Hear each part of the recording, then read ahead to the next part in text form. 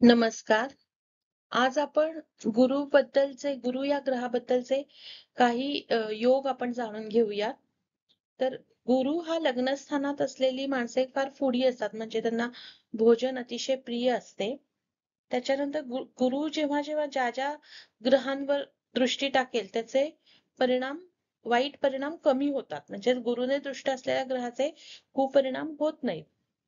गुरु जर हा ग्रह लग्नात असेल किंवा त्याची लग्नावर दृष्टी असेल, तर मनुष्याचे शरीर हे पुष्ट असते. मीन या गुरुच्या लग्नावर जन्मलेल्या व्यक्ती शरीराने लठ्ठ आढळतात. त्यांचे शरीर वातुळ असते. लग्नेशापेक्षा पत्रिकेत जर गुरु अधिक बलवान असेल, तर माणूस नक्कीच सुखी होतो. लग्नी असलेला गुरु जर शुक्राने दृष्ट असेल, तर मनुष्य निष्कपटी व पवित्र विचारांचा असेल. गुरु लग्नात किंवा धनात असलेला मनुष्य सत्य वक्ता आणि गोड भाषण करणारा असतो. वक्री गुरु सामान्यतः कन्या संतती देऊन पुत्रचिंता निर्माण करतो. गुरु व मंगळ एकत्र किंवा प्रतियोगात असणे हे भाग्यशालीपणाचे द्योतक आहे. परंतु अशा वेळेस ते स्थानबली आणि राशीबली असावे.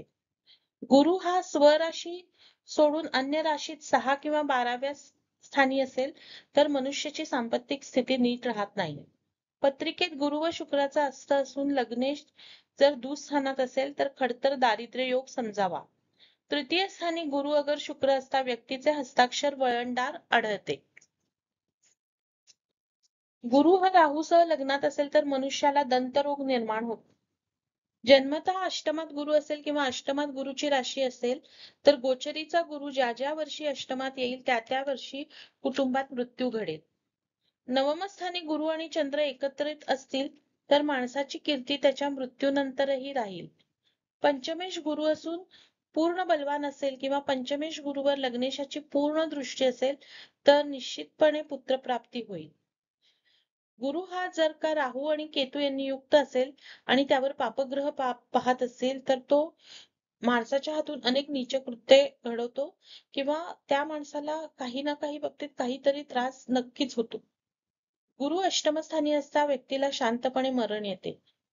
गुरु आणि शुक्र यांची अंशात्मक युती अष्टमात असल्यास वडिलोपार्जित घर, स्थावर, पैसा मिळतो. दरिद्री असल्यास माणसाला केव्हा तरी श्रीमंतीचे सुख चाखायला मिळतील. कारण वारसा, हुंडा किंवा दत्तक जाणे या मार्गानेही सांपत्तिक स्थिती अचानक सुधारते. दशमस्थानी असलेला गुरु हा गंगा स्नानाचा योग आणतो. गुरु जर वृश्चिक राशीत असेल, तर कन्या संततीची अधिक होते. गुरु पंचमात असून त्याच्या पंचमात जर पापग्रह असेल, तर संतती होण्याची शक्यता फार कमी असते. गुरु हा संततिकारक आहे. गुरुच्या पंचमात शनी असेल, तर संतती अल्प होते. 2 संततीत बरेच अंतर असते. असे म्हणतात, गुरु ज्या ठिकाणी असतो त्या ठिकाणचा तो नाश करतो आणि त्याची दृष्टी जिथे जिथे पडते, अमृत दृष्टी, त्या त्या जागी तो चांगलं करतो. षष्ठ स्थानात गुरु असलेले लोक अति खाण्यामुळे आजार ओढवून घेतात. सप्तमातील धनुराशीचा गुरु हा वैवाहिक जीवनात तीव्र असमाधान निर्माण करणारा असतो. काही वेळेस अशा व्यक्तीचा विवाह होतच नाही आणि झालाच तर तो अतिशय कटकटीचा ठरतो. घटस्फोट, जोडीदाराचा अकाली मृत्यू अशा दुर्दैवी घटना होऊ शकतात. गुरु नवमस्थानी असता पुढे घडणाऱ्या घटना अगोदर समजू शकतात. अशा मनुष्याच्या हातून समाजसेवा आणि लोकोपयोगी कामे घडतात. हा गुरु अध्यात्म क्षेत्रात फार प्रगती करतो. गुरु राहू युती कुठेही असेल, तर तो पुत्रचिंता निर्माण करणारा असतो. सर्पशापामुळे ही कुंडली दूषित होते. या योगावर गर्भपात होणे, मुलांना एकाएकी घटसर्पासारखे रोग होणे, त्यांचा आकस्मिक मृत्यू होणे अशा घटना घडतात. तर हे झालं गुरुबद्दल काही महत्वाचे योग. धन्यवाद.